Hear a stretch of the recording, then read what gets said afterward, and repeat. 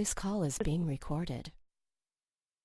Hey, okay, Hello. and hey, so I just wanted to, if you may possibly if you could give an introduction of how you came across, of course through YouTube, right? You came across me, Yeah. right? Yeah, Right. we contacted each other on YouTube, and I said you were saying, hey, would you like me to do an interview?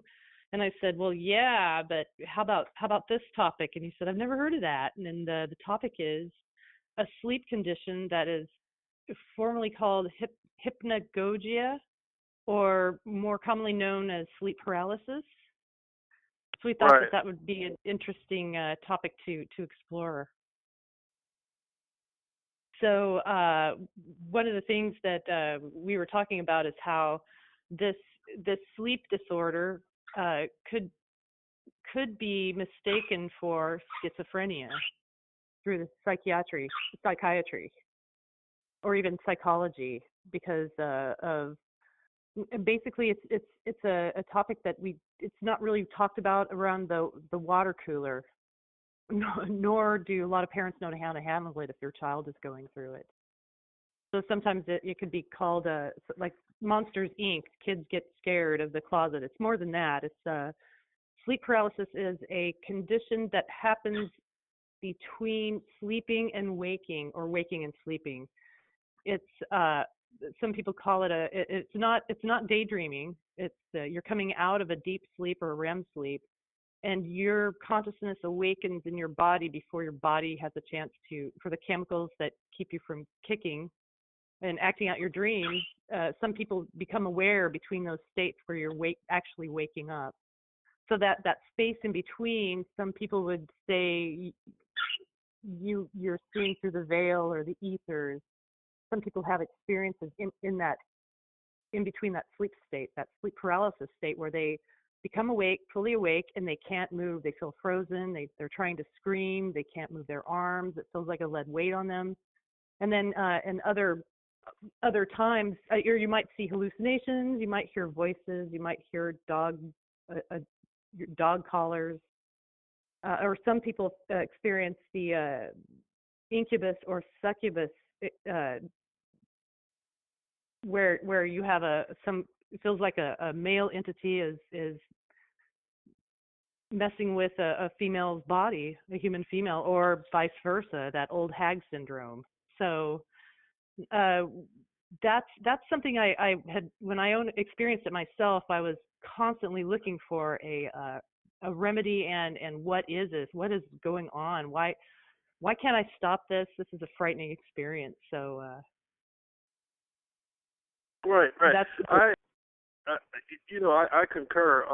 There's a psychologist named Toby Watson, mhm. and I'm familiar with his work. I study psychology, and I love Yeah. listening to lectures all the time from the psychologists from like Oxford, Harvard, Radcliffe, these different universities around the world. And I heard Toby Watson speak, and Watson was saying basically the same thing you're saying. He was saying that the medical establishment has come up with a phony, so to speak, a phony line of practice where they repeatedly misdiagnose people for things that they don't comprehend, they don't understand. Yes.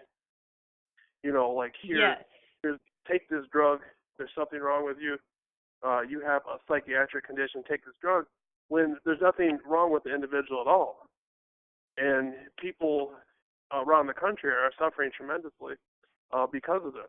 The medical establishment is not educating practically, and Yeah, you they're got to see ignorant. stuff.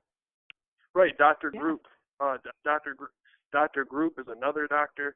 He's a world speaker, and he's educating on the same thing. Um, it sounds like the hypnagogia is a twilight state. An in between state. Yes. Like you're saying.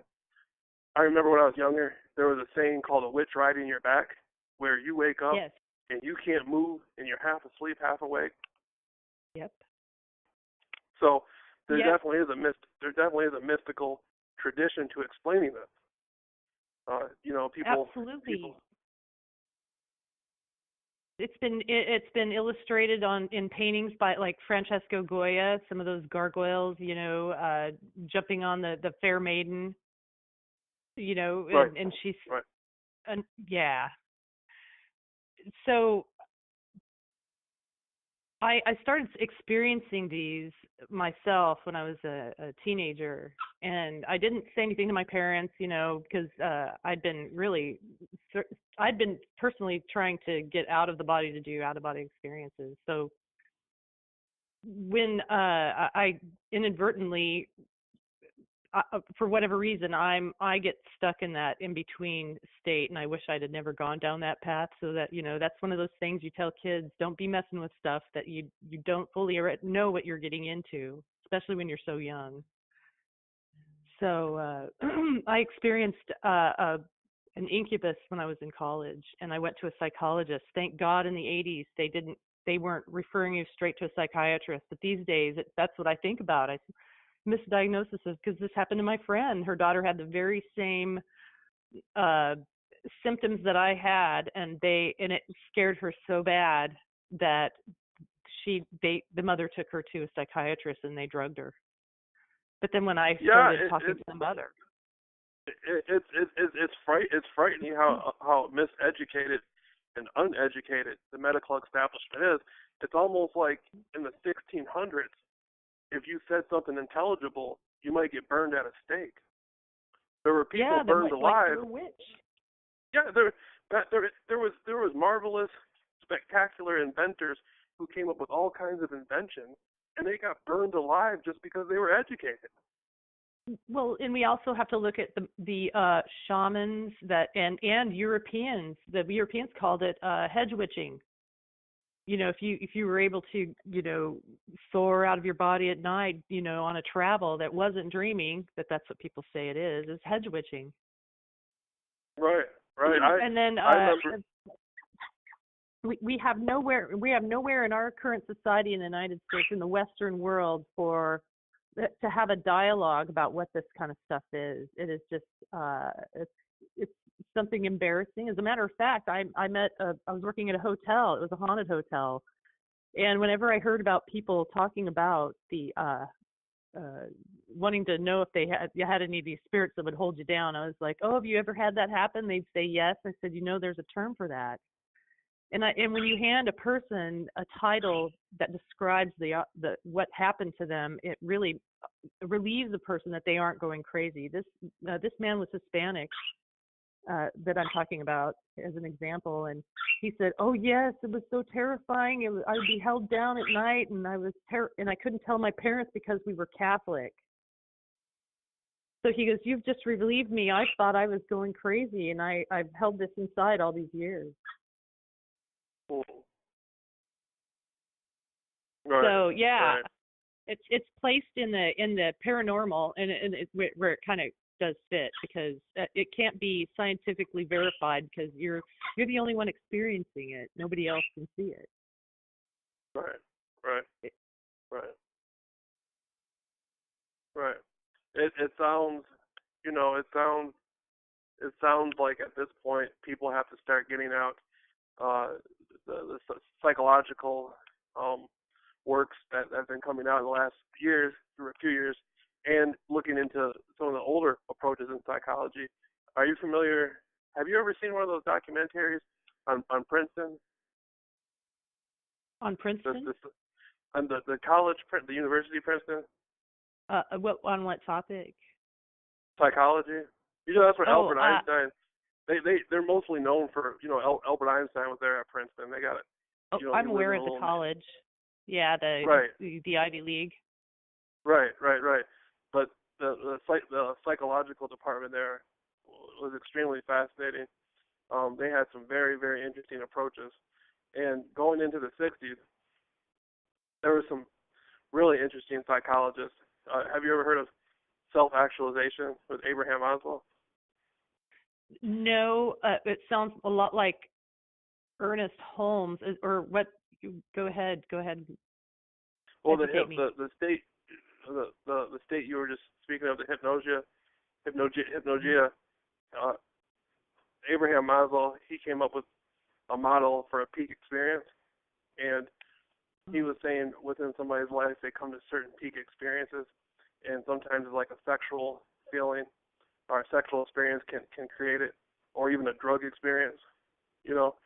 And he came up with some breaking really through, like breaking through your normal reality, whatever high.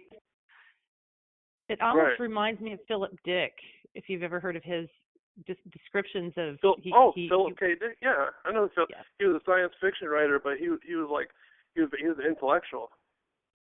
Yeah, he had some really crazy experiences in his delirium in parts of his life that are very intriguing to listen to him talk about. Yeah, him. And last night, I used to listen to all of them. Terrence McKenna, you know who Terrence McKenna is, don't you? Yeah. He was a good friend of Richard Alpert. Like last night, we were talking. You're talking about Ram Dass and Timothy Leary. I used to listen to all of them. Philip K. Dick. Again, Richard Alpert. The first time I came across Richard Alpert was I didn't even know he was a professor. You know, I seen him in a film called Mondo Hollywood. It was a documentary done by Robert Cohen back in the Carl Cohen or Robert Cohen back in the 60s, and there was a small segment of Richard Alpert in Topanga Canyon where he was giving a lecture on psychedelics. Yeah, and you know what? Keep going. Well, I was going to say, you know, the real psychologist, you know, they ruined it for the real psychologist because, if I'm correct, LSD became illegal in 1966, at least in this country, you know. Yeah, but they continued to allow them to be handed out at all the rock and roll concerts, you know. Well, right. But 70s. before LSD was illegal, there were no laws against it, so it was much cleaner. They were given people could make it legally at colleges, at college universities. When it became illegal, then it became like the prohibition, and then it got produced by people who, you know, you didn't know who was making it. Well, my 75-year I got a story for you real quick. My neighbor that's 75 years old over here, he was telling us that his dad brought home legal LSD and dosed the entire family with window pane acid. He said it made his family cohesive for the first week and the last week of their entire lives. We couldn't believe it.